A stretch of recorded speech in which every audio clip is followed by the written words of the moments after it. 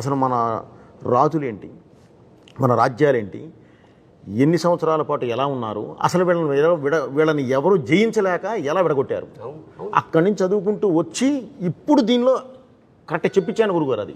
అది కూడా ఒక చైనీతో చెప్పించాను. భగవద్గీత అనేది ఒక రిటైర్డ్ చైనీస్ జనరల్ చదువుతూ ఉంటాడు, స్టడీ చేస్తుంటాడు, మనం చేయం. వాళ్ళు చేసి అతను చెప్తాడు అసలు ఏంటంటే భారతదేశాన్ని కొట్టాలంటే మూలలో కొట్టడం కాదు, మూలానికి వెళ్ళి కొట్టాలి, అదే వాళ్ళ దేవుడు అని చెప్పి. హతోవా ప్రాప్సేసే స్వర్గం, పోయావా స్వర్గం వస్తుంది. జిత్వావా భోజ్యసే మహీం, గెలిచావా యావత్ భూమండలాన్ని. తస్మాత్ ఉత్తిష్ట కౌంతే, ఇది భారతీయుడికి చెప్తున్నాడు. ప్రతి భారతీయుడికి మనం ఈ సినిమా ద్వారా ఉత్తిష్ట కౌంతేయ యుద్ధాయ కృత నిశ్చయ, యుద్ధాన్ని సిద్ధంగా ఉండాలి. See it is a motivational Bhagavad Gita.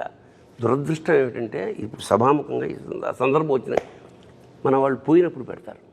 ఎప్పుడో పొరపాటున ఎవడో పెట్టాడు, ఎవడన్నా ఇంట్లో భగవద్గీత వస్తుంటే అయ్యో నిన్న బాగానే ఉన్నాడు కదా అనే స్థితికి వచ్చింది. కాదు, it is a wonderful motivational పుస్తకం. ఈ సినిమా ద్వారా యావత్ భారతదేశానికి, యావత్ యూత్కి, ప్రపంచానికి ఏం చెప్తున్నామంటే లేవండి, ఉత్తిష్టగా ఉంది, యుద్ధం చేయి, జీవిత సమరం. ఇప్పుడు భారతం ఎక్కడో లేదు, మనలోనే. పంచేంద్రియాలు, పంచ పాండవులు, అనంతమైన కోరికలు, కౌరవులు, మనస్సు, అర్జునుడు, బుద్ధి, కృష్ణుడు, యుద్ధం, కురుక్షేత్రం. చాల్. ఇప్పుడు బాలకృష్ణ బోయేపాటి అంటే కలిపితే ఏమవుతుంది? బాబోయ్,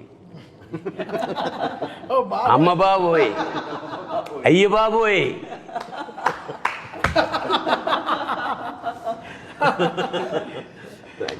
that is the film. Wonderful experience అంతే.